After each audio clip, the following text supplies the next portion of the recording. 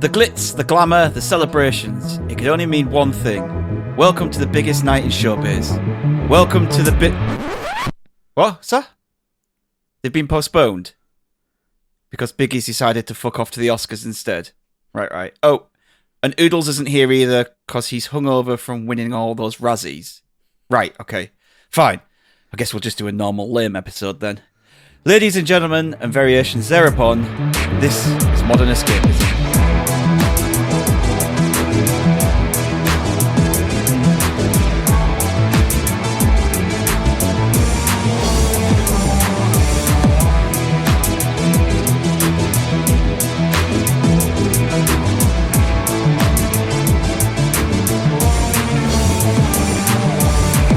Hello everyone and welcome to another week of news, reviews and general bullshit. My name is Stig and I'll be steering the ship this week because as you've heard, Oodles and Biggie are not here. But fear not. The shifts. Yes. Because joining me is the Reverend Mother herself. It's Candy Machine. Oh, I can't do a good Bene Gesserit voice. Do it. Hello. And joining myself and Candy is the Paddy Shah Emperor, Gadget, the 8th of Bit. No, I'm not doing a Vulcan. I can't do a Vulcan. I'll just embarrass myself, but yes, hello. And to fill in the gap, we have drafted in a special guest, a Fremen rebel fighter ready to take down the establishment if ever I saw one. From What the Fuck Do You Want, Filthy's Ring Stings, and Pure Dead Xbox, it's DeadbeatPunk. Up the Biggies! I think we're going to have to start calling you Mr. Podcast Worldwide now. The amount of podcasts starting you've to got, spread myself out there, yeah. You're on more than plenty these days. Mm-hmm. It's disgusting to think about. And I don't even like talking that much. But you're so good at it.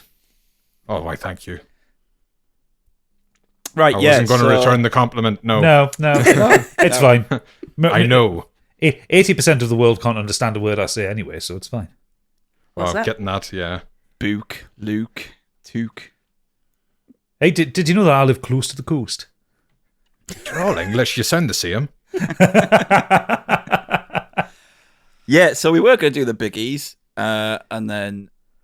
I was all excited. I thought I got invited to the big show. Yeah. So I can pick up the one that I won that still hasn't appeared. Biggie. Yeah, prick. play Biggie on that one. Must have got lost in the post. Unfortunately, through illnesses and whatnot, it ain't happening this week. So Ebola. I got a new dress and everything. Well, you look fantastic. Thanks. Certainly wasn't wasted. How's everyone? You all right? Everyone all good? Yeah, grand. All right. Absolutely Been a right Magic, week. thank you. Good. Well, thank you very much for coming on, Punk. And I guess we'll Pleasure. I guess we'll get into it. And I want to hear some news. You want to hear some news? You want to hear some fucking news? Get that news into me.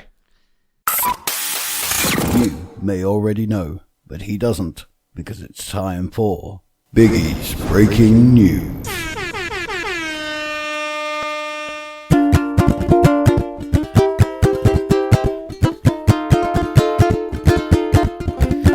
I've read, and I've read even more.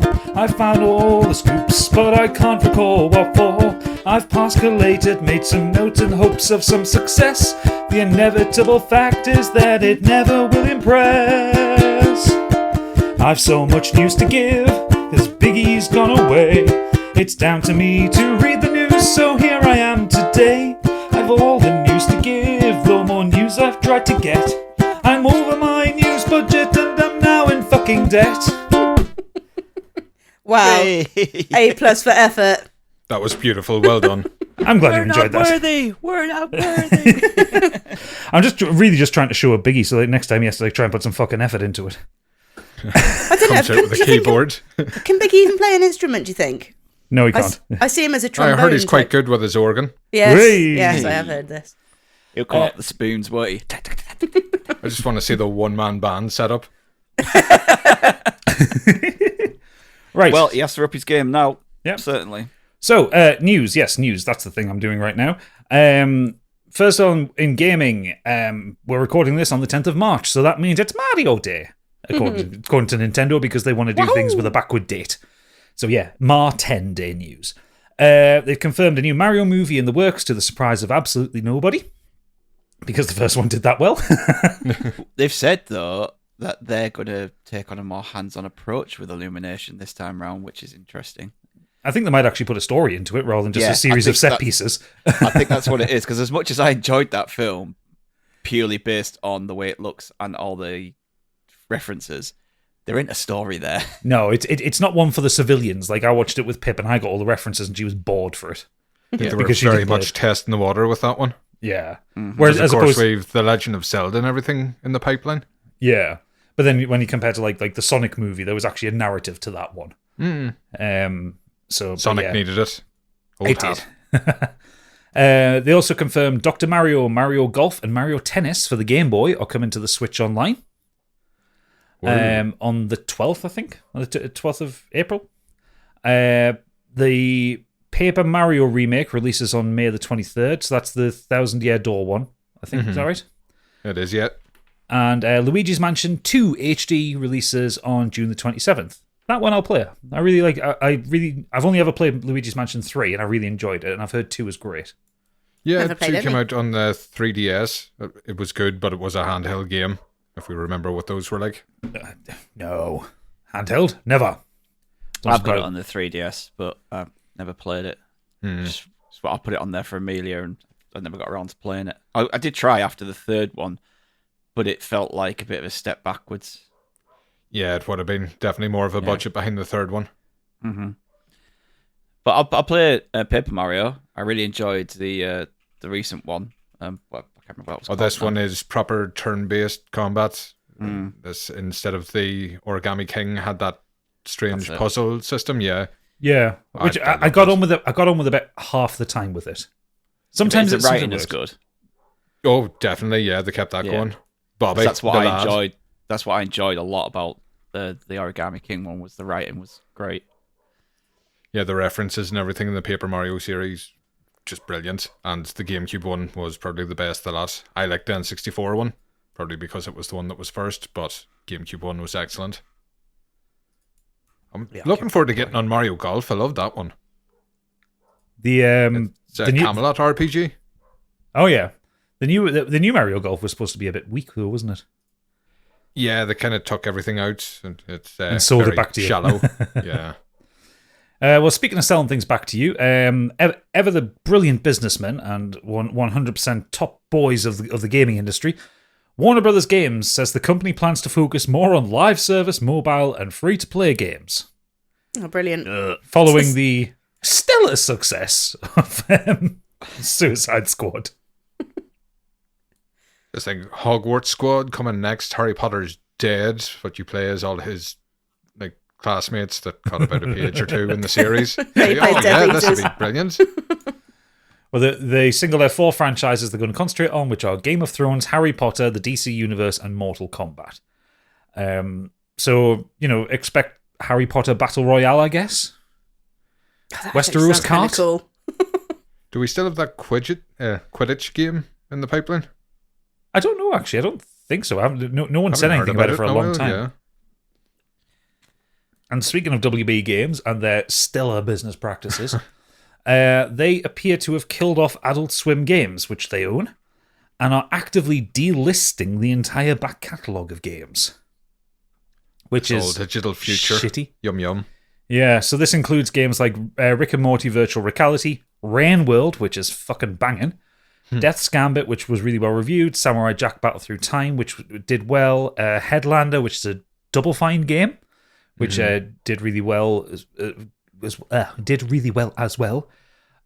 Jazz Punk and what's the other one that I'd seen? Westerado Double Barreled, which is a shooting game, like indie shooting game. Absolutely shitty. And the thing is, the devs found out when their Steam logins wouldn't work, when they couldn't do anything. Oh wow. Warner Brothers didn't tell them anything about it. It was no pre-warning or anything like that. And most of these games don't seem to have license issues. It's not like there's licensed music in them that they can't use anymore. I've seen a few developers on social media saying they've managed to get their rights back ahead of this. Yeah. But it seems like anybody trying to get their rights back now are running into problems. Yeah, and Warner Brothers' kind of official take on it is that they don't have the manpower or will to actually put someone behind moving the license over. Apparently, it's easy, really easy to do on Steam, but for anything that's multi-platform, so anything that's on the PlayStation and the Xbox, apparently that gets more complicated, and as a result, Warner Brothers don't want to commit any money to that. So, you know, top blokes over there, top blokes, like really, really nice, consumer-friendly people. This just sounds like hard work. No? This is not what we're about at all. Well, they're Warner Brothers, parent company of Rooster Teeth, aren't they? Yeah. Who were also closed down this week, causing a few hundred job losses, but also kind of the loss of some legendary series. Like the one that always stuck out to me was Red vs. Blue. That was like a really super early internet thing for me. Yeah. And like the first time I'd seen like a web series, or like it was the creator of the machinima style of making videos within games. I mean, there's still some of those episodes I find so funny, and I'll go back and rewatch, even though they look janky as fuck because they're 20 years old. It was the same with Flash animation. It was the bare bones. It's like indie podcasting. It was the easiest way into animation. Yeah. Because Warner Brothers Discovery owned Rooster Teeth, they owned the rights to everything, so everything's getting closed down. So all that talent is not going to be able to work on the stuff that they love to work on. They're all going to have to do something new, which, again, sucks. And again, them being told last minute about it. Like, I think about half the people at Rooster Teeth found out when the company announced it publicly rather than being told internally. Which is fucking awful. I don't know what's going on with Warner Brothers this last couple of years, but they just seem to be making a terrible decision after terrible decision. I think Zaslav is trying to destroy the company from the inside. Yeah, it's quite funny that the other week they came out and said that they're the only pure storytelling company in the movie industry, and it was like, release some films and tell us. Yeah, is that when you're not deleting your films? Yeah, it's one of those like Warner Brothers were always kind of bad for things like, even like, you know, like if you're making YouTube videos on like the old Batman games, like they would just like copyright claim you instantly. Yeah. But ever since this merger with Discovery, that's just gotten worse and worse and worse. Like the content they're putting out is getting worse, but then also they're killing off the good content, and they've got no time for legacy content either. Like stuff that's already out there that can still just make passive money. Like, you don't have to do anything to keep Rain World going. It's a single player game, you know. But even things that they were trying to remove shows from streaming services. What was it, late last year? Yeah, they were as well. I can't remember what they were trying to remove. Then of course they were trying to sell the gaming division off for the longest time, but nobody was picking it up. No, and then, you know, the games that are coming out now, so obviously Suicide Squad has, like, no players now. Shut the bed entirely. What's the Steam charts on it? This is always fun. This is always fun. Bet it's about 400. So 24-hour peak, 1,062. Wow. All-time peak, 13,450. I know it was marketed heavily towards the consoles, but even then, that's, for a AAA live service game, that's shite.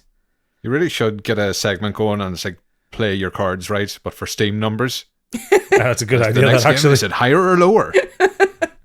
Start with Helldivers. Everything's lower than that at the minute. Moving on, though, and one that I know that will tickle Punk's taint here. Sea of Thieves is currently the #1 best-selling pre-order game on the PlayStation Store. Do you want to explain to people why that makes you so happy, Punk?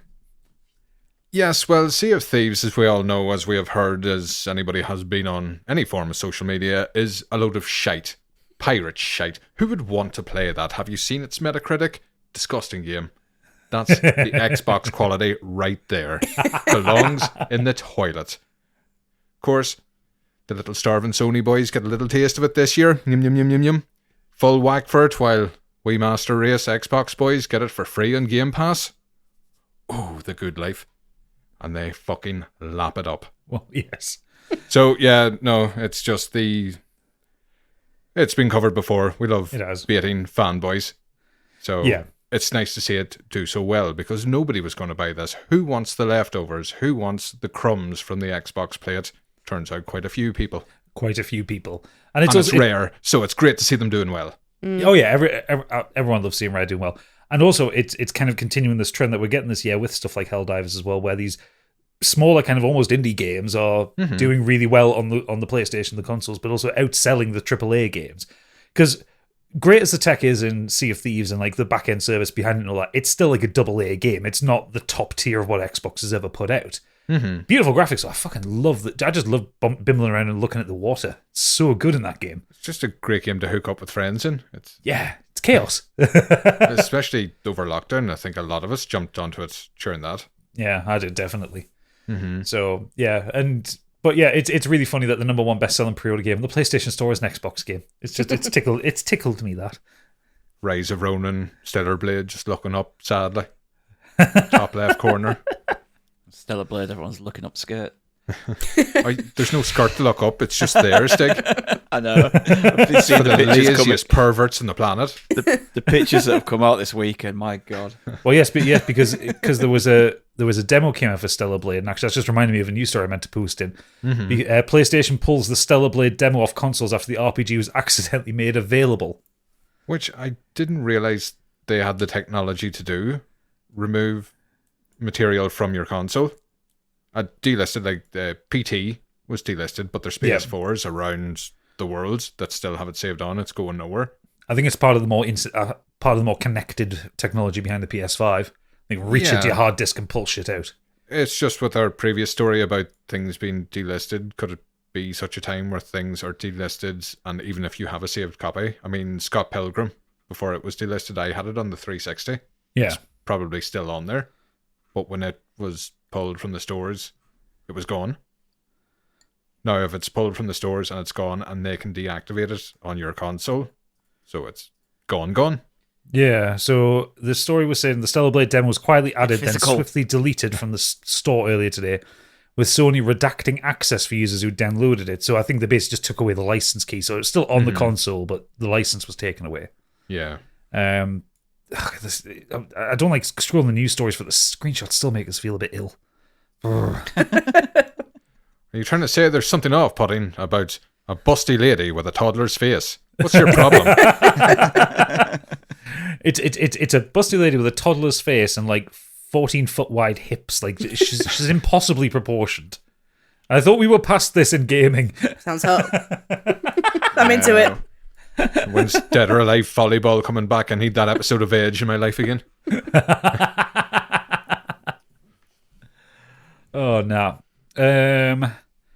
Another one that's making the Sony fans very unhappy at the minute. The Ghost of Tsushima's director's cut comes out on the PC on May the 16th, which has caused another round of consternation and a lot of people shouting on Twitter saying that this is a betrayal by Sony or some shit Gadget, like that. I'm going to have to stop you there. This is a false story. Oh?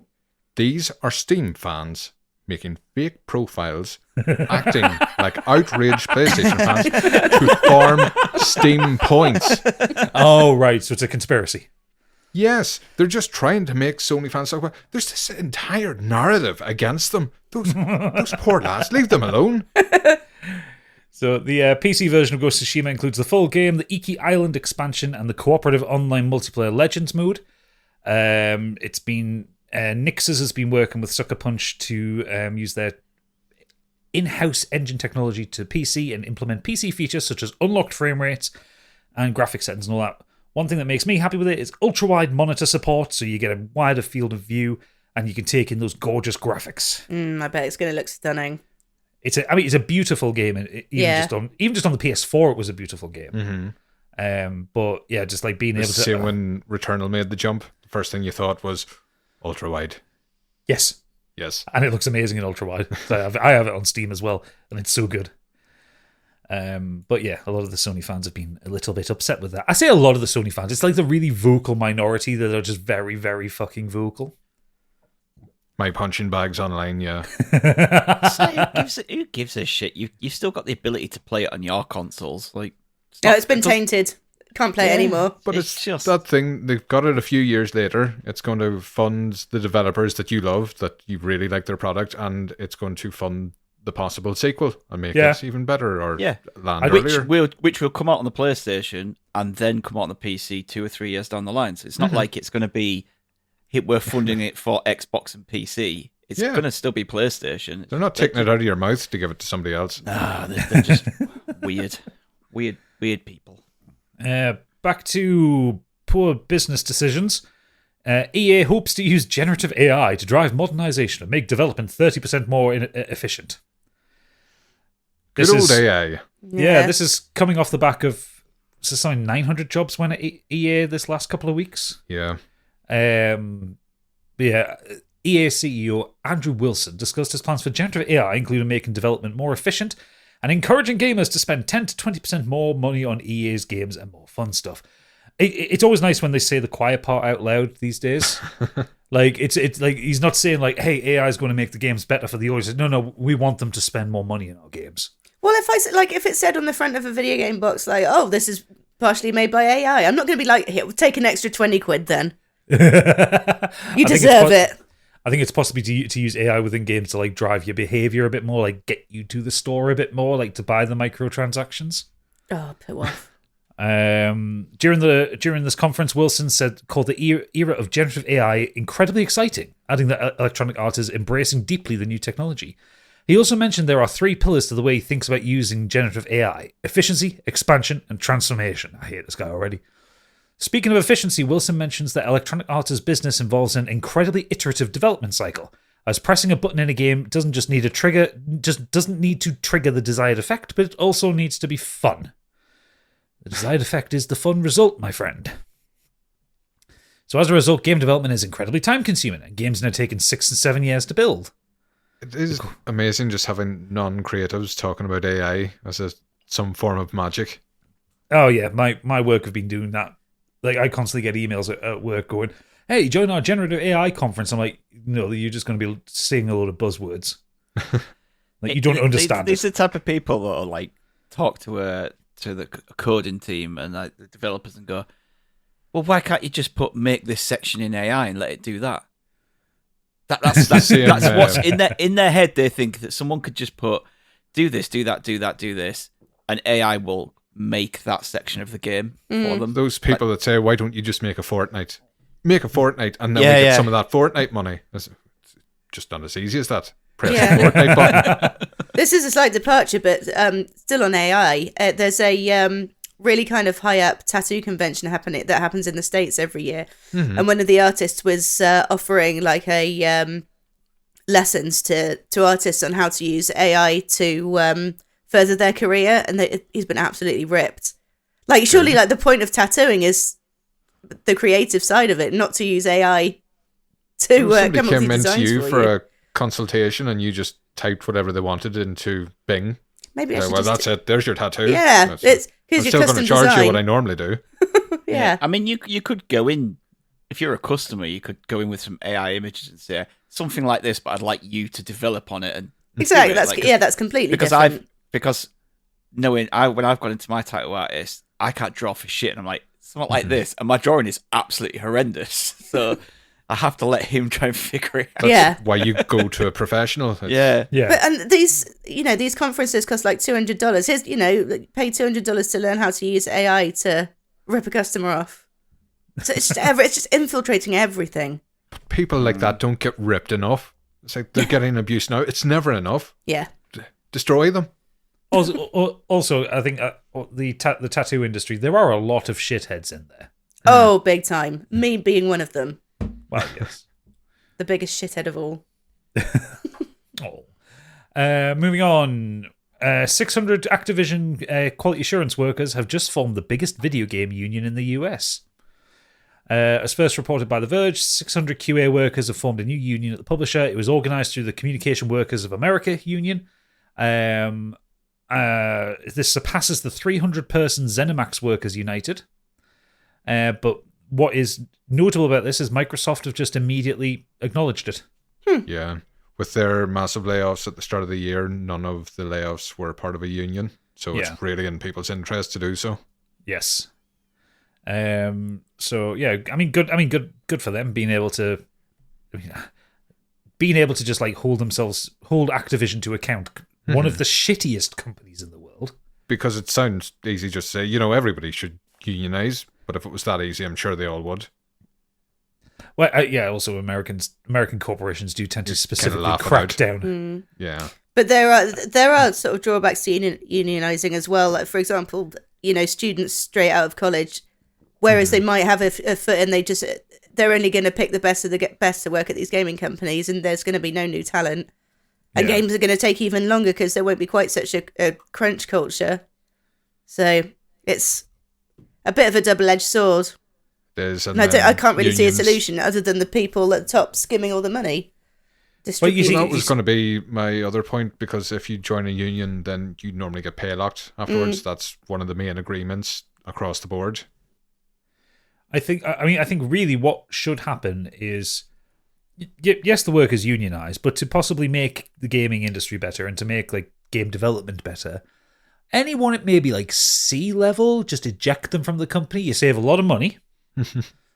You save a lot of bullshit. You don't have people like Andrew Wilson going out there going AI, AI, AI. It just seems to me like it's the board members that are the worst bits of the gaming industry. Yeah. Like publishing, marketing, all that buzz. Yeah. Like, just cut it off, get rid of it. Yeah. Most expensive, flabbiest part of the company. Just put it up on Steam. But also, just given the fact that there's been nearly 10,000 layoffs, and we're only in the middle of fucking March. Yeah, well, actually, when you were on Pure Dead Xbox, we talked about the number. What was that? February. In February, it was about 6,000, and there's been a lot more since then. So the year before was over 10,000, and that was record breaking. And I think we're knocking on the door of it, if not surpassing it now. There's on a side tangent, there's a podcast I just started listening to recently called Better Offline, and it's a tech journalist talking about the tech industry. And he did an episode on basically the concept of that the line has to go up, and people are getting laid off in the tech industry, like gaming industry and all the tech industries, and the companies are still posting massive profits because at that level money is made up, and if they get rid of like 10,000 people, like if Microsoft get rid of like 10,000 people, that makes their profit and loss sheet look higher for the quarter. Oh yeah, and then the CEOs and the shareholders get big bonuses, and that's all it is. And it's like, it was no coincidence we had those massive layoffs at Microsoft around the time they announced they were a $1 trillion company. Yeah. So a worthwhile podcast to go listen to, but yes, it's very. I'm feeling very polemic about the whole situation, and I'm very much on the workers' side of this one. Let them unionize, eat the rich, all that kind of thing. But the people that actually make the games, I'm on their side. They make the things I love. The publishers can lick various parts of me. Yes, they can all get fucked, to use your parlance. Onto film and TV. The viral Willy Wonka experience is becoming a horror movie. Because who didn't see that one coming? What is it? It's the unknown. A horror film inspired by Willy Wonka has been announced after the attraction became a viral sensation. The unofficial How many porn parodies do you think there are right now? There's got to be at least one already. The unofficial Willy's Chocolate Experience in Glasgow, that sounds like a porn film. It does. Captured the attention of many social media users over the past week, becoming infamous for its use of AI imagery in a promotion that didn't quite match the actual experience.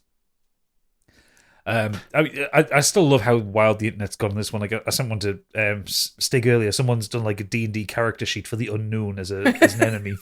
So that's getting dropped into Scorched Sheep at some point. Do you think like this was out? It's pretty much run by students, wasn't it? With the exception of the main guy that put it on, it was all college kids. Running the whole thing. Do you think it would be a help or a hindrance to say that you worked on that, because it's so it's gone so viral at this point? I think it depends on the job that you're going for afterwards. Like if you're going on for like some social media influencer kind of related job, they'd probably fucking love you for that. Also, the girl that played the unknown, I bet she could do a signing at Comic Cons, and also she'd probably make a packet. Probably, yeah. Well, the Oompa Loompa, the crackhead Oompa Loompa one, the sad one, she's been doing cameos and getting interviews on TV and radio and everything. What a legend. Strike while the iron's hot, I guess. Yeah, exactly. Definitely, that's the way to do it. Fucking hell. One that'll make Candy happy and Oodles cry into his Guinness hangover. Yeah, I'm annoyed he's not here for this one. This is why I think he's really he's offended. Yeah. Adam Sandler's Netflix hits make him Hollywood's best paid actor, says Forbes. See, it's the kind eyes. Sandler's success on Netflix, appearing in and producing 3 films for the streamer in 2023, contributed to his $73 million earnings that year. Last year, Sandler's lucrative relationship with Netflix also saw him write, produce, and voice the animation Leo, and appear and produce comedy You Are So Not Invited to My Bat Mitzvah. That's a hell of a title for a film. This year, he's already starred in the sci-fi drama Spaceman, also on Netflix. There's no such thing as too much Sandler, the company said when renewing his deal following the success of 2019's original murder mystery. Quite right. His earnings were also boosted by 44 stand-up comedy dates last year, and this puts him above Barbie star Margot Robbie, who at 33 is the youngest person in the top 10 by a decade. Tom Cruise is third on the Forbes list, with Margot Robbie's co-star Ryan Gosling joined fourth with Matt Damon, and Sandler's murder mystery castmate Jennifer Aniston in sixth. That's amazing. How is Jennifer Aniston and Matt Damon that high? Yeah, Matt Damon I can kind of understand, but Jennifer Aniston. I mean, does she get that much in Aniston's residuals been from cropping Friends? up a lot. She must get she must either get that, and also she must be getting paid a lot for the morning show. Oh yeah, I suppose. Yeah, I constantly forget it. And she's done another movie recently with Owen Wilson, which I keep seeing advertised and looks utter shite. I can't even remember the title of it. That's Matt Damon. The only thing I can remember Matt Damon being in is Oppenheimer, and he was just like a side character. Doesn't Matt Damon have a production company though? Yeah, probably. Yeah, because him and Ben Affleck have a company where they write and produce things. So I suspect he's been doing a lot more behind the camera than. Oh, he was in Air. Sorry, Air, didn't he? Yeah, Air was great. Yeah. Next up, Zack Snyder continues to insist that the Batman that won't kill is irrelevant. The first sentence says it all. Speaking on Joe Rogan's podcast, Snyder noted, Batman can't kill as canon. And I'm like, okay, the first thing I want to do when you say that is I want to see what happens. And they go, well, don't put him in a situation where he has to kill someone. You're protecting your god in a weird way, right? You're making your god irrelevant if he can't be in that situation. He now has to deal with that. If he does do that, what does that mean? Snyder continued. What does it tell you? Does he stand up to it? Does he survive that as a god? As your god, can Batman survive that? He's not a fucking god. He's a bloke in a suit with daddy issues. I was going to say Batman in a position where it would benefit him if he was to murder somebody is something they've done once or twice. And it's usually ended up as a really dark story. Even darker by Batman standards. Like, he... It really annoys me that Mario won't murder somebody. All Zack Snyder's ever read is The Dark Knight. That is literally the only comic he's clearly ever read of Batman. Yeah. And once again, he does, like, as I've said before, he never knew how to handle Superman, doesn't know how to handle Batman, and this is evidence. And you go online and you see people trying to defend him. And one of the best ones was where someone posted a snippet from a comic where Batman does kill. And the actual artist and writer said, this is taken out of context because this is a dream sequence which I wrote and drew. And like, this is like a nightmare for Batman. Yeah. This isn't even Batman. This is a dream sequence where he's having a nightmare. And the other time Batman killed is he handed himself in. Like, because he committed a crime. Yeah. Now, Keaton's Batman has killed. Let's not beat around the bush. In Batman Returns, he literally straps a bomb to someone, kicks them down a manhole, and they blow up off screen. but he kills a man. But Snyder's Batman, right? Didn't Snyder's Batman shoot a load of people? Because he's running around with a fucking rifle. Rubber bullets. There's one situation where Batman is driven to kill in Batman vs Superman, and that's Superman. When he has Superman down, he's about to strike until Martha's mentioned. Then he changed his mind. That's the only situation he's put in where he's at conflict. The other time when he kills people, he just goes on a fucking rampage. That is not a situation. That's not like a clever situation. That's not Snyder going, oh, well, in this situation, Batman had to kill. No, I've seen Batman take down multiple men. I've done it myself in the games in this situation by being Batman, not by just ramming through the wall with his Batmobile and blowing everyone away. It's not how it works. The way Batman does things is he doesn't kill anybody, but he does give them life-changing injuries. Yes. But they're not dead. They deserve that. Exactly. They deserve to have like broken legs for what they did for being bad people. Yeah. But yeah, it's if you can put him in a situation where he's at a moral quandary where he might have to kill, and he even does kill on screen, fine, but present it in a way where it is literally the only thing that he can physically do. You can present him killing someone if you're determined to follow that path of you either stay and be the hero or you live long enough to be the villain, whatever, you know. Yeah. If you want to go down that diverting path and you want him to become the villain at the end of it, then you can show him killing somebody, but it has to be the point that Batman's moral compass is on such a fucking knife edge all the time because the man's mentally deranged. If he has to kill someone, that has to be a tipping point for him. Exactly. Yeah, a good writer would not have that as the crescendo. It's not that he would kill somebody. It would be the aftermath. It would be the build-up. Yeah. The entire package. Whereas Zack Snyder just had him blasting men away. Slow-mo. And then in Justice League, blasting aliens. I mean, is that any... I don't know, what's the grey... Well, exactly, what's the moral grey area there? It's like he's literally... I know the aliens are attacking Earth, but he still has Batman, like, literally ripping through them with bullets. Yeah, but then again, he also wrote the line, so your superpower is... so what's your superpower? I'm rich. Fuck off. I quite like that. Makes me want to punch things every time I see it. Quite like that. Moving on to the Weird World Web. Oh God. What's he put in here? Woman takes dead hamster Spud on tour of Europe because he loved traveling. I feel like this one's going to be more sad than funny, but okay, let's see. I put this in because it was a last minute thing, and I thought I actually thought it was hilarious. Okay. It's a shot out of a cannon.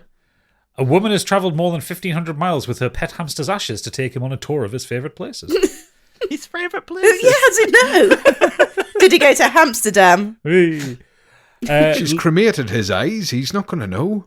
Lisa Murray Lang, 47, carried Spud in a vial on a necklace to some of Europe's most recognisable sites, including the Louvre and Buckingham Palace. She visited London, Paris and Amsterdam at the end of last year with Spud hanging around her neck. Lisa, from Birmingham, had made models of the cities for Spud to play in during COVID. See, this is not sad, this is funny. It's still sad. So she decided to Is one of them China? decided to take his ashes along in death and pose for photos in famous locations. It comes after she spent £3,500 and travelled 7,000 miles to scatter some of his ashes on a beach in Honolulu, Hawaii. Oh, wow. Lisa She just wanted to go on a holiday, didn't she? Lisa, a dog walker. Where's a dog walker getting 3,500? No, I'm not even getting that. A dog walker said, "It's a nice warm feeling that we're still travelling together. I have a sense that he's still present on our adventures. Wherever we travelled, I made sure that his necklace was on view. The locket hangs so he's just above my heart. It's so comforting to know that he's with me all the time." I mean, do you think, like... I hate to say it, but when you get a small pet, like a rodent, cremated at a vet, are you actually getting their ashes, or are you getting one of the 14 hamsters that went in that day? You get the ashtray from out the back. You're getting the dust off the floor. I was going to say, the more you talked about this, the more it started sounding like a Yakuza sub-story. What, especially when it got to Honolulu, yeah. Yeah, it could be in there. She was Or Spud. scattering a bit of ashes, and you've got Ichiban running in the background. Rip Spud. Yes. Gone too soon. Rest in peace, Spud. You're up there with the angels and Princess Di. With the angles now. Spud needs added to that meme of all the dead people with Harambe and that, doesn't he? Just on the shoulder of Captain Tom. Yeah. Captain Tom and Spud on their magical adventures. And there's an episode title. Watching XL bullies. Disposable fates. It's all coming together. Way. That's it for the news? That's it for the news. Excellent. Thank you very much.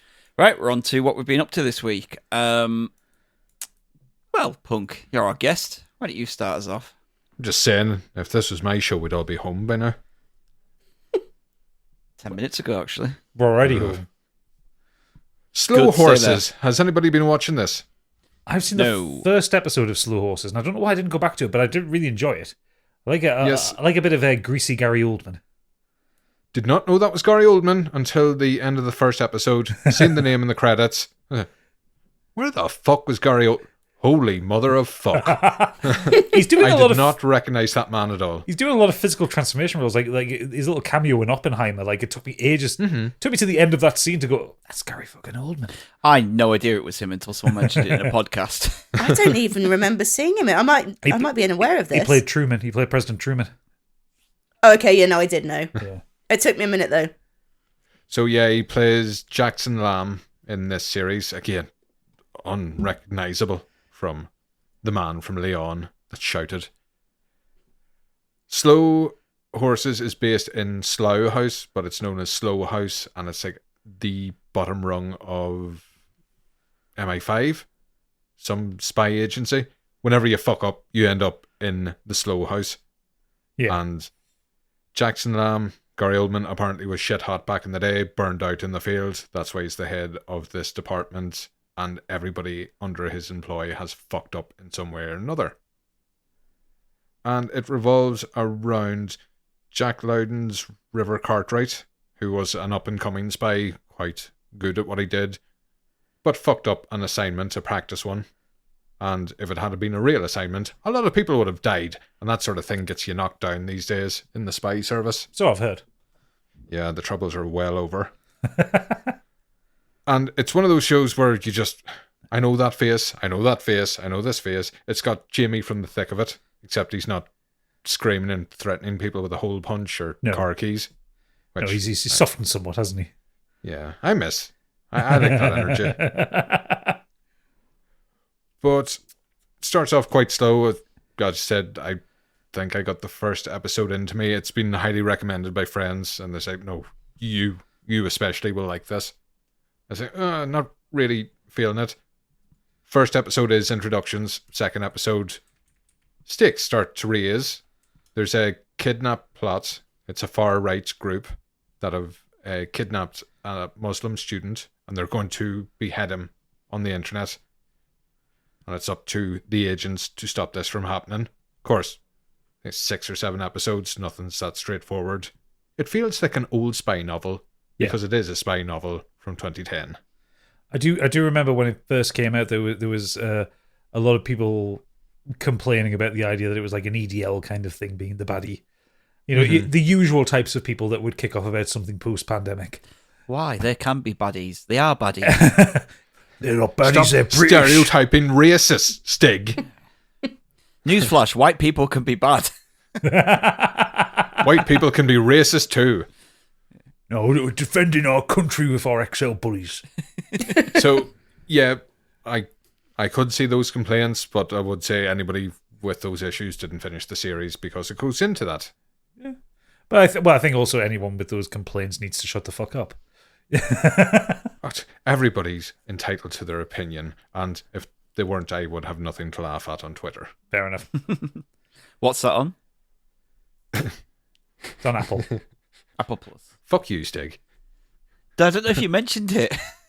No, because I pirated it. I don't know where the fuck it is. I'm not buying another subscription. It's on Apple TV Plus. So, yeah. Oh, that I definitely didn't. Just AI your voice and said, it's on Apple TV Plus. Just pitch it up a bit. Actually, it's just what I want to watch. Other people have said it's pretty good. So I say I've got the second and third series. I think there's a fourth one out or coming out. I'd definitely be jumping on that.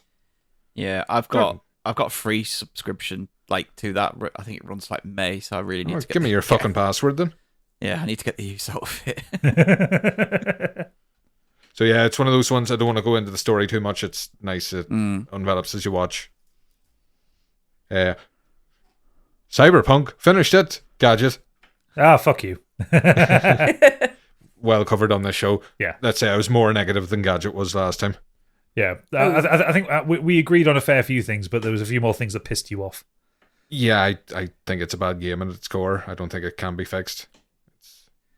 It feels like it's been pulled apart in 4 different directions and can't be put back together. I think that probably was the case, kind of thing, because it was in development for 8 years, but I think it was only in active development for the last 2 years of that. It's fucking Fallout 4 without the shed building. Get out of my sight. See, Excuse me. I just cannot figure out whether I want to carry on and redo this game. Too many other stuff. I'm glad I seen it through to the end, just to say that I had, because it's one of those ones, if you hadn't, your opinion would have been moot. Yeah. Am I the only one left on this podcast not to finish it? Yeah. I think I should Behind just, Biggie. Maybe I should do just so I could talk about it on the podcast, because It does need some coverage. talked about it enough, clearly. I was going to start off in a rant, but I said, no, it's not worth the bit. Another one wanted to mention, I don't know if any of you are as big into Star Wars presently, but I have been watching The Bad Batch, the animated series. I've not watched any of that. The only live action thing I haven't watched yet is Ahsoka. I still need to watch that, but I haven't watched any animated stuff. I think Star Wars is my Marvel. I've managed to keep on top of it, so I'm still enjoying it, whereas other people just look at it and go, where the fuck do you start with all this? So I didn't enjoy the new movies, and every single series just seems to be full-time filling in plot holes for those. Some of the TV's been good though, like the Andor I thought was great. Oh, fantastic. But then again, if it wasn't attached to Star Wars, it still would have been a great show. Yeah. I mean, so the best Star Wars content tends to be something that's not connected with much of Star Wars. Does seem to be a bit of a theme, yeah. yeah. This one, without, again, I hate to do spoilers, there's a theme among them all, and I think they're all just working together, because there's bits of it in like the Obi-Wan show, Mandalorian, this, and they're trying to fix like the major plot holes in the movies. I have heard this. Yeah, they are straining at the bit just to fucking cover up the cracks in the wall. Yeah, I saw it. It just basically it came up on a TikTok. It just said they were talking about the Bad Batch, and they said they really enjoyed this is the second season, right? This is the third. The second one finished up. Yeah. So they said they enjoyed them, and they said the latest one just seems to be trying to fill in gaps regarding the latest trilogy and Palpatine. And if anybody's watched like the last Mandalorian series, especially, there's connections with what happened at the end there. There seems to be an overarching thing that leads to the new villain. But for anybody that hasn't seen it, the Bad Batch are a bunch of clones, those lads from the prequels that fought with the Jedis until they didn't. They are the Bad Batch because they malfunctioned. So when the Order 66 came out, they basically ignored it. It did not affect them. And because of this... What does Order 66 mean again? Don't know. Which one's that? Pints? I believe so. So they are put out. The Jedi don't trust them, of course. If they ever came across any, they wouldn't. Clones. Murderers. But they're not part of the Empire, and the clones are starting to be phased out in this series, and it kind of shows the crossover between Clone Trooper and Stormtrooper and how they were treated and cast aside. So... It's an interesting concept. They're just trying to find their way in the galaxy as a bunch of mercenaries, but they adopt a clone. Similar to Boba Fett. Boba Fett's one that it doesn't age quickly. Right. Whereas the clone soldiers, they're like 30 years old when they should be 3. Yeah. Yeah, war. So they're trying to look after this kid that is technically older than them. Very interesting, very good. Love a bit of Star Wars. If they're clones, do they all look the same? Well, they're all played by the same voice actor. He just puts different voices on, but it's a beard. They blame the Jedis for all their differences. So the Jedis give them like free will and the ability to express themselves. So tattoos, hairstyles, all this stuff they shouldn't have. This fucking nonsense. Do they all look like Jango Fett? Yeah. Oh, okay. At least there's consistency there. But the guy that voices them has because you have Wrecker, who's like a foot taller and broader than the rest of them, so there's differences build-wise. You have Crosshair, the skinny sniper, and he gives them all different voices, so it's the 3 punks recognize talent when they see it. The thing is, if he's playing 4 characters, I hope he gets paid 4 times. You would hope so, but it's Disney. Yeah, he probably don't pay He at all. gets paid half then. And probably should mention I've been jumping on with Ian at Cult Connections to cover them on a fortnightly basis. So everybody should listen there. More detail. That's another podcast he's on. It's another podcast. Telling you. Yeah. I'm HIV positive of the indie podcast scene. Wrap Fucking up. hell. Biggie's not here this week. I was going to say someone's picking up the slack. Oh, wow. Hold my slack. Right, so is that your two things? I have a pile of things. You can keep going if you want, but whatever. Helldivers 2. I'd like to talk about it, but it's been 3 fucking days. I haven't had a good game yet. Cons. I bought it this week as well. I've only played it with Gadget. Played it with a random. Mm-hmm. We finished a mission. Played it with Gadget. We had a good time. Apart from when as we were trying to evacuate, I got stuck on the ramp. You did. Like literally, I got like caught on the ramp, and I was like, I can't move. Got killed, and then the ship just took off, so we didn't get our. I've full seen this happen a couple of times. Yeah. There's been a few interesting extraction moments I've had recently. there was one I was playing with Sambone and Joe from Hallmark of Greatness, and Joe got killed by the pelican as it landed, but all of his stuff landed underneath. I was trying to get the samples that he dropped, and I ended up actually triggering the end of the mission. So he was furious. I had one game. The mechs have recently been introduced. They're fun. And a lad hopped into his mech. There were bugs around his feet, and he shot a rocket at them, killing the bugs, himself, and the 2 lads beside him. Nice. So the pelican had landed, and I was there trying to revive the 3 of them, and I said, I should just leave them behind. Fuck this. I tried on my ally, and graphically it's fine. It's just it runs at about 25 frames per second, and it's like nah. I just thought I'd give it a go to see what it looked like, but I don't think I'll be bothered playing it on a handheld at all. Listen, you need a mouse and a keyboard. A shame, first. it would I know be a you were nice using one. Controller, but Handheld. I can't use mouse and keyboard. I try. I'm not fast enough with it. Like, yeah, the mouse and the aiming is faster, but it's all the other hand movements. Like, I used to be great with it. When I used to play Counter-Strike, I used to be able to choose my weapons, everything, without even looking. I'd bang, bang, bang, bang, bang. Mm-hmm. Now, these days, I cannot figure out where my keys are quick enough. I think it feels less immersive as well, like, especially if it's a shooting game. You're pulling a trigger when it's a controller. You're not like clicking a mouse and using your left hand. And I'm not a fan Get the of full that. Time Crisis rig. Ready to go for it. I had the Namco Gun Con when I was a kid. That was fucking banging. did. That. Yeah, same.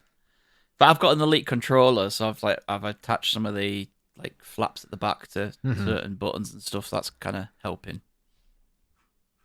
Flaps. But yes, everything. Anything else? What more do you fucking want? I don't know. I'm just asking. Do you want before blood? Well, I go get a knife. I'll cut myself open. You bleed blue, PlayStation Blue. So I'm just asking before I move on to the next person, so you don't feel offended. Very that good I have hosting something duties. else. Thank you. No, Yes. I am all done. I have not done any more this week. I am sorry, Stig. I will be better next time. You hope so, slacker. Unlike me, I've watched 7 films this week. Fucking hell. 7 films I've watched this week. So which one should I talk about? I'll talk about 2 of them that I actually really loved. So, And the rest were shite. no, the rest were really good. I'm fine. They were good to fine, but these 2 are particularly great. And did you watch Caught these at home, or are you really abusing your wife's workplace? No, these ones were at home. I did want to see these at the cinema, but I never managed to get there. So I just these- wanted to check. But I did. Me and Kate did want to watch this.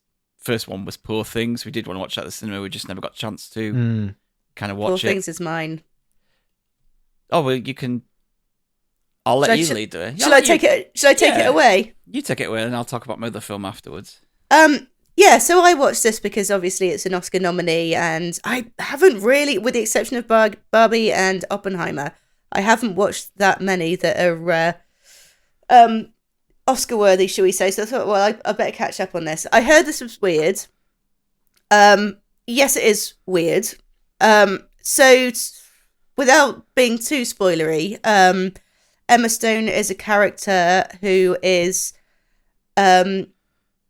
she dies at the beginning, and what we'll call a mad scientist in Willem Dafoe brings her back to life, but having put a baby's brain into the body. So basically, it's the brain of a baby, newborn baby, in a 20-something-year-old's body, and it's kind of like a Frankenstein / coming of age / awakening of sexuality drama. Of course, like when she's sorry, sort of, what? yeah, all of those. That poses some questions, doesn't it? Well, we'll get into that. Don't worry. Okay. Yes. Oh, Stig's all ready to defend the paedophilia. Just sit your ground. No. Wait for it. Mental paedophilia. Sorry. Yeah, it's kind of a grey ground, but that's not really the point of the film. The point of the film is a question of her free will. It's whether she's being taken advantage of by several different men until she gets to the point in her own intelligence where she can make her own decisions. She knows enough about life where she can she then completely emasculates these guys, makes them completely daft. And it's kind of a journey of awakening. It is very it's not what I expected. There is a lot of kind of crassness to it. It does make you feel extremely uncomfortable at first, especially sort of in the first maybe sort of quarter of the film. Like the first part of the film is in black and white. And I don't know what the creative decision was behind that, but I think it's because babies, they see in black and white, don't they?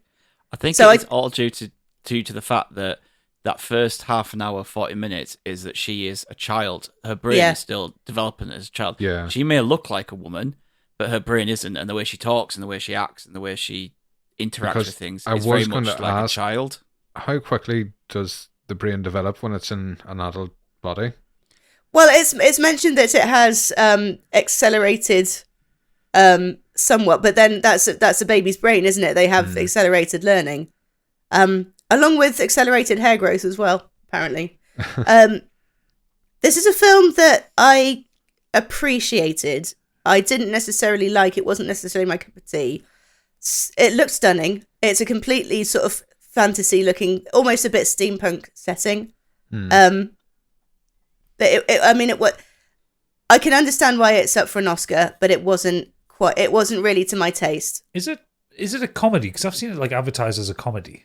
I wouldn't say it's a comedy. I haven't seen. I laughed my ass off through this film. I thought it was hilarious. It depends on how dark humoured you are. Yeah, I mean, there was one moment that absolutely got me, and it's for me, the film took off when Mark Ruffalo enters, which is probably about which is probably about a third of the way into the film, when the film becomes in colour as well, rather than black and white. And this is when she's just starting to learn enough about the world that she's making her own decisions. She's and the Willem Dafoe's character, he's not oppressive. She has her own free will. I can't say what she can and can't do. She's free to go if she wants, because she wanted to go off, have this adventure like a little girl. This man's taking her away on this great adventure, and she's like, yeah, I want to go. And yeah, rather than oppressing her decision, Willem Dafoe's like, well, I'm not happy about it, but we're going to be here if we're here if you need us, kind of thing. Sends her off with some money and like, go experience the world. Mm-hmm. And Mark Ruffalo's character kind of, he's got the gift of the gab. He's completely charming, completely pompous, upper class dickhead. Yeah, he's so. She good. doesn't. Oh, he's so good, but she doesn't see it. She's naive, just like all young.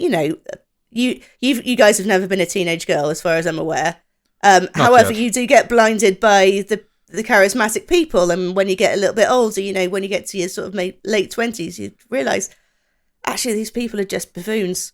Mm. I don't need to put up with this. And so, like, seeing that on screen, it's like, yeah, we've all actually been through this. Like, we've been dazzled by the right words and everything, and you can turn it around and just completely, like, by the end of it, his character is he's the one that's a child. He's acting like a teenager. He's throwing tantrums. So yeah, I loved it.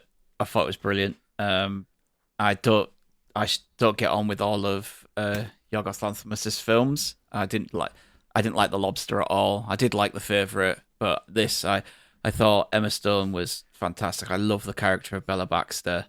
So that first 40 minutes or so in black and white is very much a child in a woman's body and them kind of studying her. And yes, it does feel very problematic, especially when one of the guys who's studying her falls in love with her, and it's like a bit like, mate, I know she looks like Emma Stone, but her mental capacity in her brain, it's a child. Then she obviously has this awakening, she starts to grow up, she starts to find her own sexuality, and that's when it turns into colour, and that's when she's a woman at that point. It's very accelerated. So once it goes into colour and it becomes a woman, it's fine. She starts to discover herself and learn about the world, and she becomes quite philosophical in her thinking, and her put downs are incredible. And yeah, she comes up with terms such as furious jumping for sex, which there's a lot of sex in this film. Do not watch this with your parents or your grandmother. See, I don't know. That still kind of makes me feel more uncomfortable about it. It's the idea that she's coming up with a term. It's almost like infantilizing the concept of sex. Yeah. If she's calling it something furious jumping, that just there's a bit that just makes a little bit in the back of my head go, no. I don't know. I just found it really funny. I thought it looked beautiful. Aesthetically, it's amazing. The sets are great. The music is great. She's really funny. Yeah, I'm sure it is funny, but you say it's just that seems off to me. It's just that picture you're building in your head. I think I'm somewhere similar. Yeah, but the whole film is off like that. No one talks properly in this film. Like, it's set in this kind of Victorian era, but everything is lavish and there's like flying machines and shit. Like, it's not real. The way people talk and the way people act in this film aren't real. No, I completely get that, and I've seen like enough like trailers and clips of it to just like I know it's got that kind of steampunk fantasy aesthetic to it, and I get that it's offbeat and weird and all that, but I don't know. Maybe I haven't seen the film, but just that description of what the subject matter is and how it gets there feels a bit much for me, I think. That's what it made me feel. It made me feel uncomfortable. That's enough to turn me off the film, I think.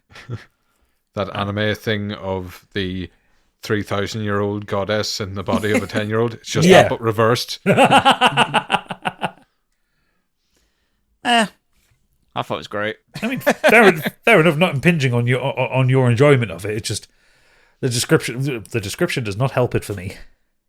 Working on myself to get happiness is a great way to say masturbation. Yeah, all I'm saying. Well, the film never it never looks down on her for her sexual kind of adventures as well. Like it never forces her to apologize for anything. Well, it's an interesting idea encapsulating like sexual growth into the space of a movie. Anyway, it's a very short window for a lot of development, a lot of different feelings. But it's probably just a hard one to describe. As a Gadget must be in the same boat when you're picturing something in your head. Yeah. That's creepy as fuck. It does. There's some moments, especially in the beginning of the film, that were like repulsive to watch as well. Mm-hmm. Not in a sexual way, but just some like really she has badly kind shot. She also does have a bit of a cruel streak, like kids do to begin with, and hadn't learnt the social norms and politeness, and just hard to. She's just got no inhibitions. Just doesn't know what the difference between right and wrong. Like kids don't. Oh no. I mean, but it's hard. It's hard to watch. Yeah, it's hard to watch when it's an adult doing it. Yeah. Must be quite the disconnect seeing childlike behaviour in a full-grown adult. Yeah, that's also Disney something that's Plus, weird, isn't it? Oh, I don't know. I watched it on Amazon. I think I've seen it advertised. I must keep an eye out. No, it's on Disney Plus. Oh yes, that one I subscribe to. Yeah. So you can watch a Bad Batch. It's a Searchlight film, so Disney on them, so it's on there. Well, I will talk about the other film that I watched this week that I absolutely love then, which has been snubbed by the Oscars. Snubbed by the BAFTAs, which is absolutely fucking ridiculous. All of Us Strangers. This is a film by director Andrew Hay. It stars Andrew Scott, Paul Mescal, Jamie Bell, and Claire Foy. And Poor Things was my second favourite film of the year. Then a few days later, I watched this. And this is one of the best films I've seen in the last several years. I fucking loved it. So the story is of this writer who, I forget his name, I'm sorry. Adam. The story is of Adam, who lives in a London tower block by himself, and he is very lonely. He's dealing with the trauma of the loss of his parents when he was 12, the grief behind all that, the trauma of he's a lonely homosexual man, and it's kind of dealing with the fact that he never obviously got to tell his parents and come out to them and anything like that. And he is one night he's visited by one of his neighbours, Harry, who is also gay, and he comes to the door with whiskey and he says, "Fancy a drink? You've seen you watching me before. Like, could do with a drink. Do you fancy having a drink?" And Adam rebuffs him. Cut to a few days later, and he decides to go to where he grew up. And while he's there, he sees his parents, who played by Jamie Bell and Claire Foy, but as the age of they were when they died. Right. So he is his age, they are their age, and he goes back to his childhood home, and he starts to kind of live with them and speak with them and have conversations with them, but not in a way that he's transported back into a 12-year-old boy. He is who he is now, and he starts to tell his mother about, and he comes out to his mother, and his mother, obviously, she died when he was a lot younger, so her attitude towards gay people back then is probably very different than it would have been as she got older. So he's kind of dealing with all that inside of his head, and with all this, he ends up actually deciding to meet up with Harry, and he forms a relationship with him, so him and Harry have a relationship. This film fucking broke me big time.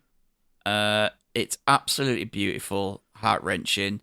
The themes, the script, the performances, the music, the cinematography, everything about it is perfect. Andrew Scott, I cannot understand how, even the BAFTAs, right? I can maybe understand the Oscars maybe kind of ignoring this, but as it's a British film with Irish actors, I would have thought that the BAFTAs might have at least picked up on it. They seem to have ignored it. He is fucking incredible in this. It is the best thing I've ever seen him in. Paul Mescal is also great in it, and the whole cast is, to be honest. And Andrew Scott's a goddamn treasure. Like, I fucking love him.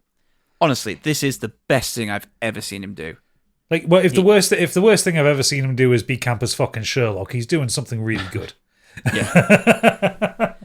But the film is so sad. Like, it explores themes of loneliness, trauma, grief, homosexuality. It's that's all that encased within this, and their stories they talk to each other about, and him having this kind of weird meeting his parents' ghosts in essence, and all that wrapped up, and the kind of grief he's going through. That he still clearly hasn't got over this death of his parents.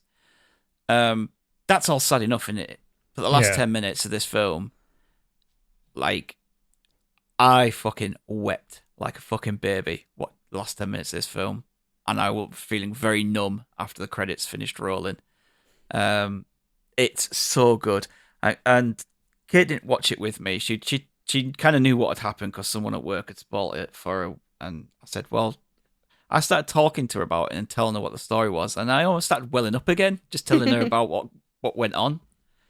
Honestly, if you love cinema, like, this is up there with like one of the best films I've seen in so long. It's absolutely amazing. And I've actually been reading a few different theories on what the film is about and what the ending's about, and a lot of it makes sense. Like, there's various different ways you can interpret this film if you want. But honestly, yeah, watch this film.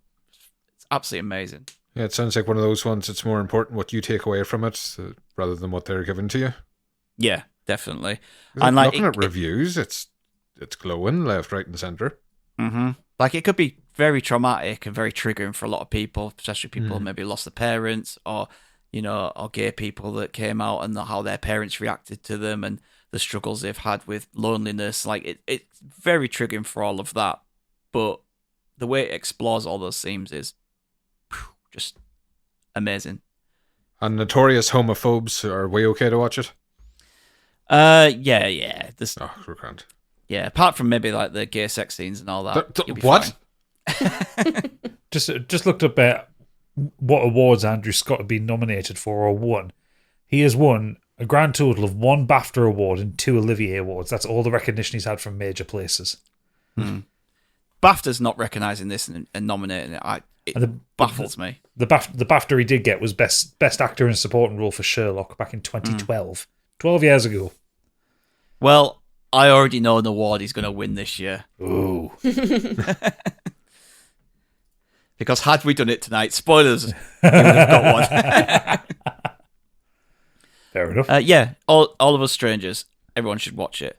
Actually, just want one more quick mention of. I watched American Fiction this week, which is obviously another film that's up for best film and got a lot of nominations. I really want to see this. Jeffrey Wright is up for best actor.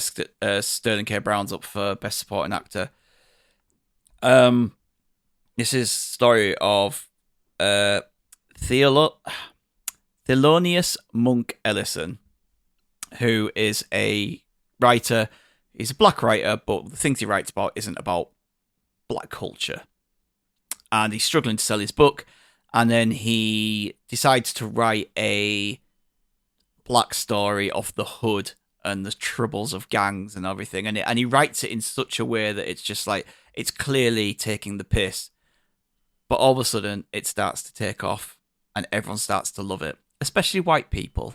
There's a lot of jokes about white people saying that black voices should be heard, and the black man who's wrote it, they've been like, like, this is all on the nose. It's very good. It's funny. I think it thinks it's a bit more clever than I thought it actually is. I do think it loses its steam a little bit. 2/3 of the way in or so. All the performances are fine, but when I kind of look at the last film with Andrew Scott, Paul Mescal, and them not getting nominated, their performances for me were a lot better than some of the ones from this film and other films that have been nominated. Right. I enjoyed this film. I don't know if it's awards worthy, personally. I mean, do you think it's actually going to win anything? The stuff it's up against It might win tough. adapted screenplay, but I don't think it's going to win any of like the big awards, like the film director and actors or anything. I mean, even then, though, in adapted screenplay, it's going to be up against some big ones as well. Yeah, that's the only thing I think it has a shot of actually winning. But it was fine. It was enjoyable, but it wasn't like out of the 10 nominated films, I would have put this at like number 8 for me. And then you would have got shouted out on TikTok again. Yeah. No, that's because I put Barbie too high. So yeah, that's two things. Well, the 3 things that I did this week. Gadget, round us off. Okay, so a couple of quick ones. I finished Children of Time by Adrian Tchaikovsky today. It's up there, one of the best sci-fi books I've ever read. It's really, really fucking good. And the way it ends is not how I expected it to end, but in a kind of good way. Excuse me. No, it's a phenomenal book. I don't want to talk about like any of the plot points beyond where I talked about last time because that'll just be spoilery as fuck. But Jesus Christ, if you like sci-fi, read it. It's so good. I started it. I've got it on. I got it on Audible. I need to crack on. I kind of drifted away from it a little bit. Get on it. It's a slow burn at the start, but when shit starts kicking off, it's so good. I also, the FOMO hit me really hard, and so I restarted Final Fantasy VII Remake. It's all your fucking chatter about Rebirth. Yes. You bastards. So I've now, in the space of a week, despite the amount of Helldivers I've played, I've managed to get up to the Haunted Train Yard. Oh, that's so much better than it is in the... Well, not better, but it's so more expanded, isn't it, the train yard? Well, I don't know. I just started that bit. That's where I'm up to. Yeah, that's great. The thing is as well, like you've got Rebirth to look forward to because already I think Rebirth's better. Excellent. Well, I will say there's been some bits of it I haven't enjoyed as much. Like some of the linearity stuff, the linear bits of it, just kind of a bit boring. I didn't really enjoy the Sector 5 slums apart from when you get to Aerith's house. But then I really enjoyed Wall Market. I thought that was a really fun part of the game. And the fact that they kept in Don Corneo, that whole section was just fucking brilliant. That was so funny. That was so fun. Tattoo. It was Cloud and his dress and his little dainty walk. It was just so funny. I was just killing myself laughing throughout the whole thing. But also, they made Don Corneo just as slimy and horrible and cartoony as he had to be. So, yeah. Do you know what I like about the series as well is they haven't made Tifa and Aerith love rivals. They haven't made them to kind of bitchy. Like, they're really good friends. Oh, yeah, they're absolutely BFFs at the point that Dammit in the game. Yeah. And they've known each other for about 2 hours. Yeah. But I also just enjoyed the kind of the way the combat system works. It's kind of free form, but you can do active time battle. But then you can choose who you're fighting as for the best thing. Yeah, no, I really enjoyed it. I'm glad I've gone back into it. So I'm going to finish that and get the intermission DLC done as well. Yeah. But the main thing I'm going to talk about is because there was the news that they were going to make a TV series about this come out a couple of weeks ago. So now that I've finished Children of Time, I decided to go back into this, the palate cleanser, before I do the second Children of Time book. I've restarted reading, because I've read it about 3 times already, Neuromancer by William Gibson, which is the progenitor of the cyberpunk genre. It was written in 1984. And it was his debut novel. He'd done some short stories beforehand. For instance, Johnny Mnemonic. That was a William Gibson. Also things like Burning Chrome,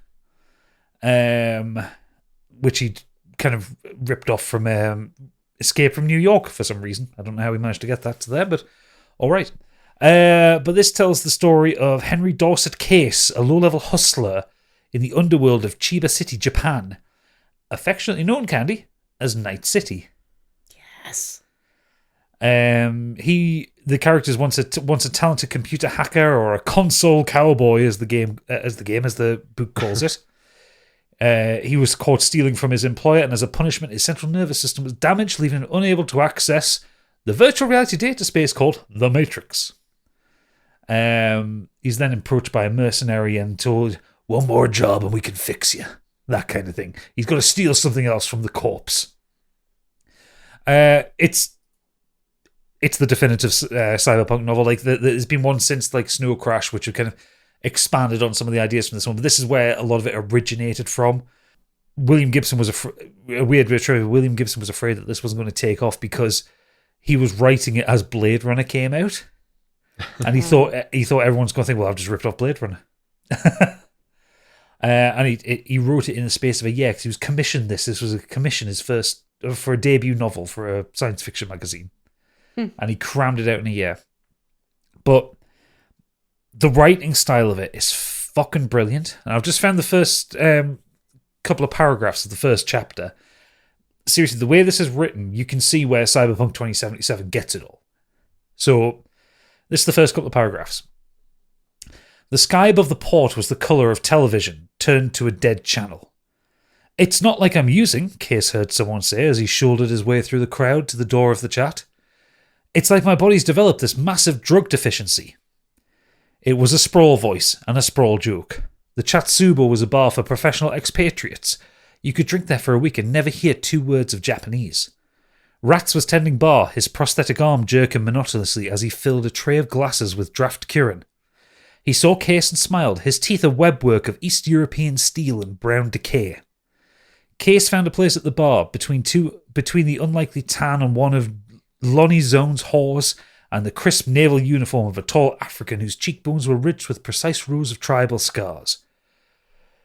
And then there's a bit of dialogue which I don't want to spoil because it kind of sets up some things. But then you get the Case shrugged. The girl to his right giggled and nudged him. The bartender's smile widened. This is my favourite fucking line in the whole book. His ugliness was the stuff of legend. In an age of affordable beauty, there was something heraldic about the lack of it. The antique arm whined as he reached for another mug. It was a Russian military prosthesis, a 7-function force feedback manipulator cased in grubby pink plastic. Like, that's the standard of the writing. That's the style of it. And, like, you look into the way the dialogue goes. One of the lines that I skipped over there was, Wage was in here early with 2 Joe boys. Like, it's all the stuff that Cyberpunk 2077 and the Cyberpunk TTRPG took from. Like this idea of this weird slang that you get of combining different languages together. Nad Sat from Clockwork Orange. Yeah, it's very much like that, and it's an absolute classic book that I think a lot of sci-fi fans read in the kind of 90s and early 2000s, and since The Matrix came out, I think it's fallen out of favor, but like people don't read this one as much. They do a lot more of the 90s sci-fi and like the stuff that this influenced. I mean, the whole concept of The Matrix came from this book, you know? Mm-hmm. I read this after The Matrix. There was kind of a resurgence. It came back into bookshops locally. They must have reprinted it around that time as well. Yeah. I think it had a game as well. Yeah, I think there was a point and click game for it, I think. The Commodore 64 episode I did, I think this is one of them. It might have been Interplay. Video game adaptation of the novel was published in 1988 by Interplay. Yeah. Did Wasteland and everything. Yep. The way William Gibson describes things is wonderful. Like a lot of the book is based around the idea of the sprawl, which is this just urban center that crosses the entire United States. It's like mental, the concepts that he's putting there, because this is like looking at Arthur C. Like in 2001: Space Odyssey, the novel, not the film. Arthur C. Clarke basically describes the iPad. In Neuromancer, like William Gibson has taken this idea of connected computing and transhumanism into a place that no one's really thought about at that point. So it's absolutely, if you enjoyed Cyberpunk 2077 or you like kind of weird or offbeat sci-fi, it's absolutely worth reading because even just the visuals are fantastic. And I'm actually listening to it on Audible while I do things. The Audible version is read by Jason Fleming, of all people. Turns out he can't do an Australian accent, but he'll try it anyway. I had no idea this was a series. I must pick this up again. Oh yeah, there's I think there's 4 books. I want to say 3 or 4, definitely. This has been over 20 years. It's about time for a reread. No, absolutely. And you know, there was that news that they're going to make a TV series about with Robert Pattinson as Case, which I'm entirely fucking into. That's hopefully going to be awesome. So yeah, It's been a few years since I've read Neuromancer, and it's been a longer time since I read the sequels. So yeah, I'm just going to go through the series. Good show. Yeah, great books. Excellent. So that's us all for the week. Yes. Done. As ever. Well, we have feedback. We do have feedback. You're right. Yeah, you forget the format. I am forgetting the Yeah, well, format. skip forward. Well done. Trying to end it quicker one, that's why. No. Kieran's been on. Hello, modern escapistas. I watched Dune Part 1 this week and loved it. And following the thoughts and impressions of last week's episode, I'm pumped to see Part 2. But that's not what I'm writing about. You'll see Part 2. Do it. Just do it. He says, I've officially upgraded my nerd status by having my first game of Warhammer 40,000 this weekend. And I have to say, it was brilliant. If you love rules, tape measures, and occasionally having to roll upwards of 20 dice at once, this might be the game for you. My mighty Ultramarines managed to destroy the Black Templars in a mere span of 4 hours and 6 beers. We'll ignore the fact that playing a game with armies twice the size of what we fielded should take, quote, up to 2 hours, but fuck off while learning. I can't help but draw comparisons to Dungeons & Dragons, as 40k is a tabletop game that's heavily based on dice rolls and rules. Quote, shout out to Gadget as a brilliant DM. Book him to DM your D&D games. Yes, please do. I need the money. So if you're into that side of D&D, then maybe you'll be into 40k. I also have extreme FOMO for Final Fantasy VII Rebirth, especially after Oodles' impression of it last week, so I'm replaying Final Fantasy VII Remake on my Steam Deck and having a lovely old time. Yeah, don't worry about Rebirth. Load of shite. Until it comes to Xbox, then it's best game ever. Oh, of course, you know how it works. I know how it works. I haven't played 40k in years. Like I last played it when I was a teenager. I would caution the comparison to D&D only simply because you don't really role play it. It's a war game. Like there isn't the role play aspect to it. It's just the battle aspect to it. So, but if all you play D&D for is the combat, then yeah, go for it. Lovely figurines, though. Does he get to play with those? Yeah, he gets to play with the lovely figurines. He has to paint them himself as well. That's all part of the charm. I love that. Yeah, and to get charged a fortune for them.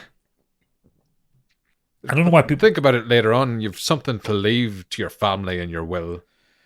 Take my wave of orcs or mechanized whatever in 40k. I wonder if you just buy a 3D printer and just like pirate Warhammer. Would I that think they're work? quite hot on it because I've looked at that myself. Just make your own classes and families. And yeah, that's great.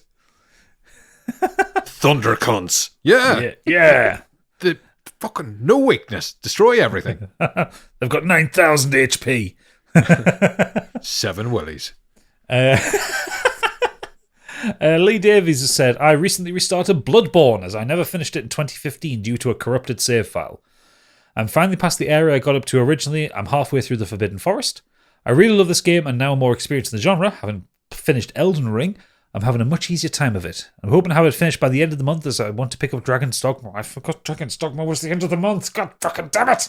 At least you can create your character now, get a head start. No, because that's like a fucking 15-hour endeavour in itself. Exactly. Get a character so get right. it ready. Get it out of the way. I love that character creation. It looks amazing. You could do like every individual teeth. Yeah. Tooth. It's great. Teeths. Teeths. But yes, Bloodborne's excellent game. One of my favourites of all time. Never done the DLC. Really must No? boot it up again. The problem with booting it up now, though, is that it's locked at like under 30 frames a second. It's like if you played Elden Ring, it's like no, this ain't it. It's hard to play. It's a bit slideshowy in places. The fuck cares about frames? Grow up. I care about frames. Next up is the former Mr. Worldwide himself, Planty. Right now, so Planty texts me his feedback every week. He doesn't submit it in like the usual places. Planty special. Yeah, because he can't be asked. But I'm just going to read the text out verbatim. Ah, damn it, I'm late. Sorry, but I'm in London, nomming all the food at the Ivy Asia. Yeah. Watch Extraordinary on Disney Plus. Story of a girl with no powers in a London where everyone has powers. She also has a cat called Jizzlord, which makes Colin Robinson sound like a pedestrian name for a cat. Namaste, bitches. That looks quite funny. I might watch that. I've watched that. I started the second series. I think it released this week. But I'm only like an episode or two deep. I've heard good things. Irish Lead. Fantastic series. Right, okay. Well, off then. I'll take a drink for this one because this is a Xenos essay. Send it to me. I can kind of skim through it. Okay. Hope you're all okay and whatever has delayed the Biggies night isn't serious. I mean, it is Ebola. serious. He shot himself inside out. Puddles of oodles. It's worse. It's cancer Ebola. He's riddled with Ebola from the top to the bottom. Oh, the worst. Literally the bottom. But Rip started like a chainsaw. but The another week. colon's not going back up. It'll just have to come out. It gives me another week to prepare my nominations, so that's welcome nevertheless. So, for this week's feedback, I've been playing more Elden Ring, and the new thing I have for this week is The Last Epoch. I mentioned this last week, and I think I've played enough of it now to assess it properly. This is an ARPG by 11th Hour Games. Great name for a company, apparently. And avoiding repeating everything I mentioned last week, it's proven to be a really solid so far. You don't get to customize your character when you make them.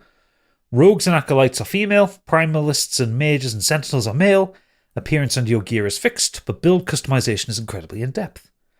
Every character has a passive ability tree that you can unlock as you level to define the playstyle even before you start deciding on what skills you want to use. Every skill also has its own upgrade web, which you get 20 points to invest in a skill when a skill is leveled up fully, though you can only invest in 5 skills, with plenty of ways to totally change how something behaves. You also get a mastery selection, which is functionally a subclass. Using the Sentinel as an example, you start out a pretty bog-standard warrior type. That's the end of that sentence. I thought that was running on there. At the end of Act 2, about 5 hours in, you get your mastery choice, which then locks in for the rest of the game. You can respec everything else at will, but the masteries are irreversible. And as a Sentinel, you can either become a Paladin, you know what a Paladin is, a Forge Guard, something like an Artificer, making minions which are copies of your own weapons and armour to form a personal army in combat, or Void Knight, edgy bastard with big smashy weapon that makes holes in reality with magic that can literally delete enemies. I want that one. I picked Void Knight at the moment, and at the moment I can hit things for 15 times my own max HP, which is exactly what I want from the class. If Diablo 4 insulted your intelligence and Path of Exile gave you choice paralysis, this is a well-made fantasy ARPG that doesn't expect you to have a degree in theoretical game design to set up a build, and also doesn't keep asking if you want to put another coin in the slot machine every time you get back to town. There are microtransactions, but the devs have said they don't intend for anything other than cosmetics to appear in there. We'll see if that holds up in the future, but so far they're taken seriously. If nothing else, their pricing for their premium currency is actually set up so humans can understand it, and the qualities that you can buy actually line up with the amounts you can spend, keeping the predatory aspects of those well away from the game. I respect that, and I hope they stick to it. One last thing, if Gadget is on tonight's show, I want to mention there is a new flavour of tango showing up in shops in my area, which I'd like him to read out. Oh, fuck off. Are you ready for this? Specifically, Are you ready for this? No. Specifically, Mango Tango. Mango Tango. Mango Tango, mate. I hope you're happy. I'm going to text Pip and tell her to say that one to you. Mango Tango. Word. Yeah, I mean, Last Epoch sounds great. That's a lot of information to take in all at once. But thank you for that, Zenos. That's a load of bollocks. All right. I think with Last Epoch, like I've seen a fair bit about it. Like, because I really wanted Diablo 4 to be good, but then Activisioned it. Mm-hmm. Or rather, Blizzarded it. Either way, it shut the bed. So, like, an ARPG like that is something I've been looking for a long time. So this might scratch that itch if I ever get round to it. But last up, we have Angry Kurt. He's in your field here, Punk. This week I started Lost Judgment. Of the 3 Yakuza games I've played in Zero, Like a Dragon, and Judgment, Judgment was my favourite of the 3, and maybe controversially, I preferred Yagami to Kiryu. Thoughts? What a load of bollocks. Don't get me wrong, I love the Yakuza stories and characters, but for me, Judgment was better because the story was less about Yakuza politics, but about a detective story, which I just prefer and also find easier to follow. So I was always interested in Lost Judgment, but it had been in my backlog for a while. A few hours in, and it's great. The story has me hooked as the story has me as hooked as the first games with its high school-based mystery, but then you get to beat up, and I quote, delinquent students. And I think combat is much improved from both Zero and Judgment 1. Yagami is still my boy and still so satisfying to pull off some hilarious finisher moves. I'm looking forward to playing more. TV-wise, I started Shogun, which is good, but I don't feel like I'm intelligent enough to always track what's happening, so I have to rely on episode recaps, and I also finished What If Season 2 for Never Watchers. Still haven't watched that. I didn't get on with the Judgment games. I think it was because of Yagami. The man's got great hair and great genes, but that's about it for me. I think for anybody that doesn't want to delve into the full Yakuza series, it's a great jumping on point. And yeah, I like the detective stuff too. Yes, attorney reference in the first one. I adore that. But any other game you play, I miss that wall jumping combat.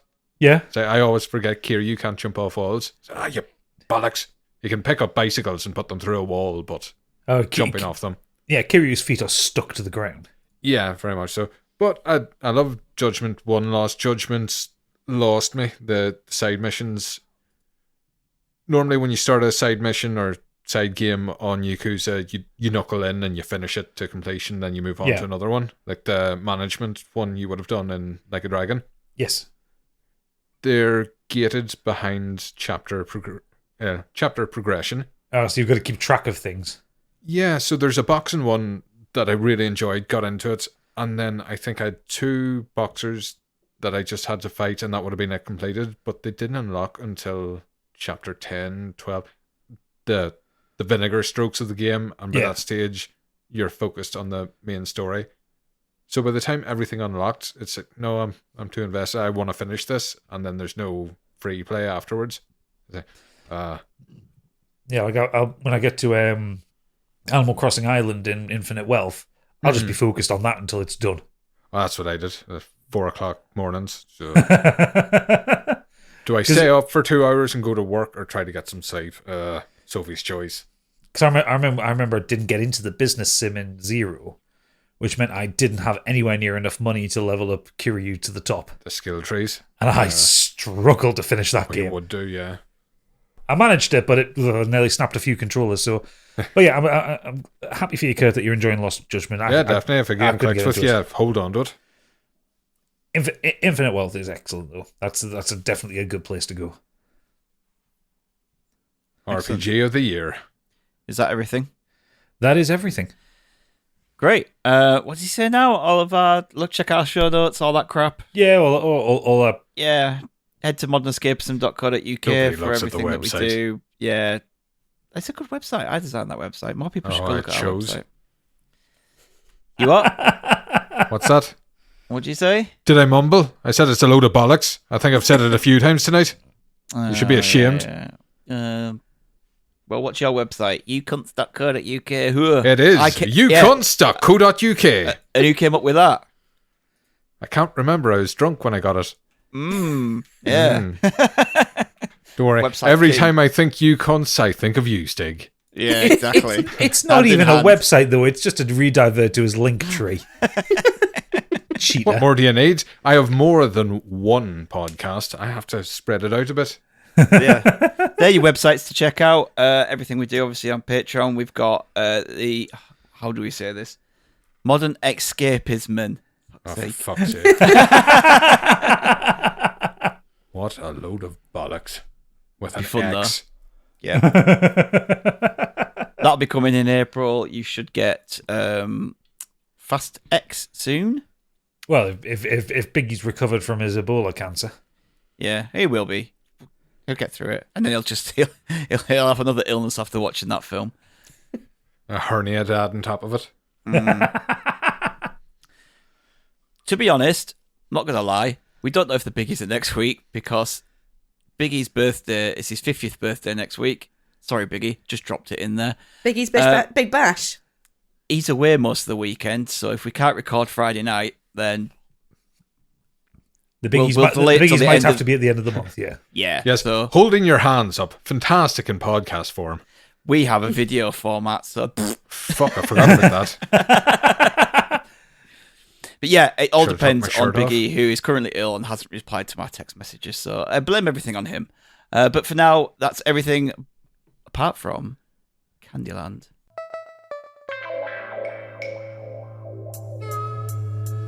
And now, what's up in Candyland?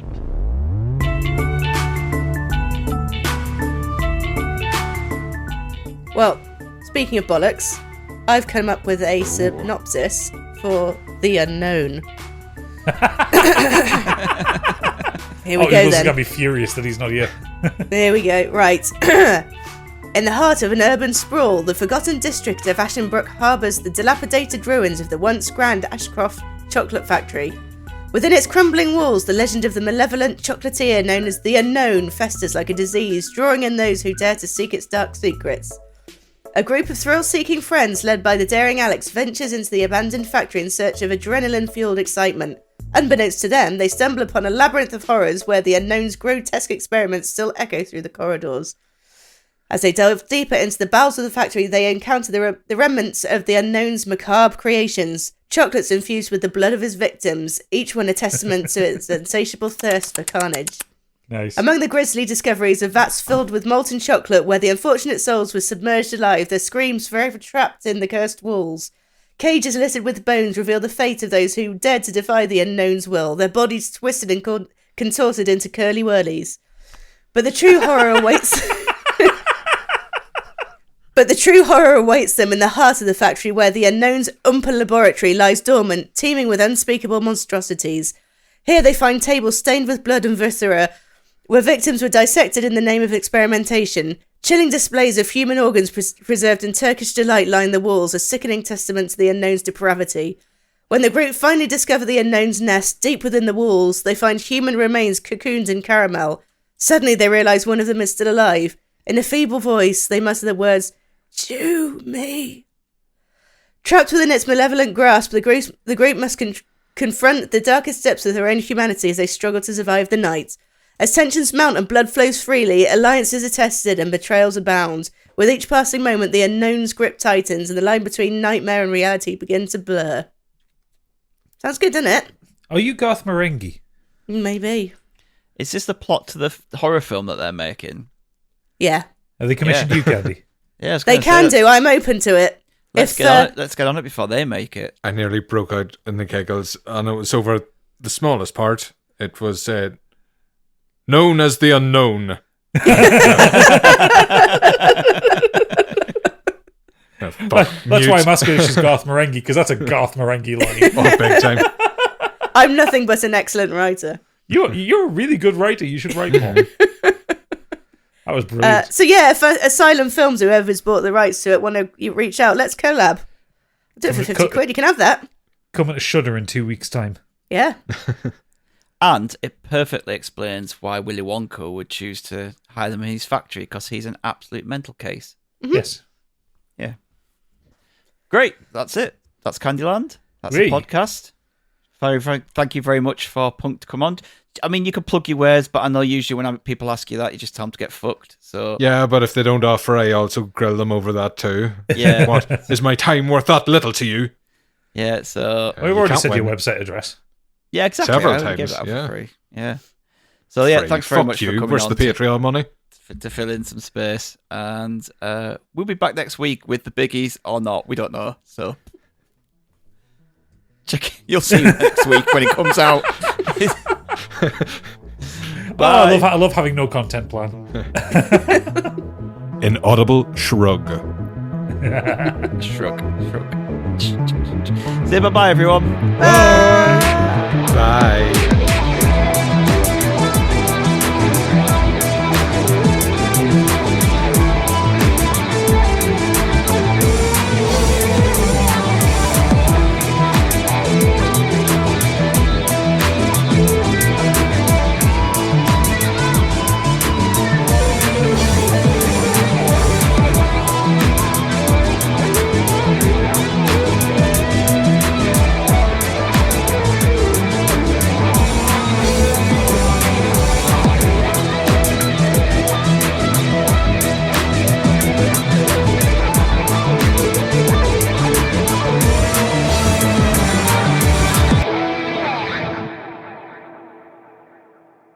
I want to hear you squeal. We'll say that again, but slower. For you, Miss Machine, anytime.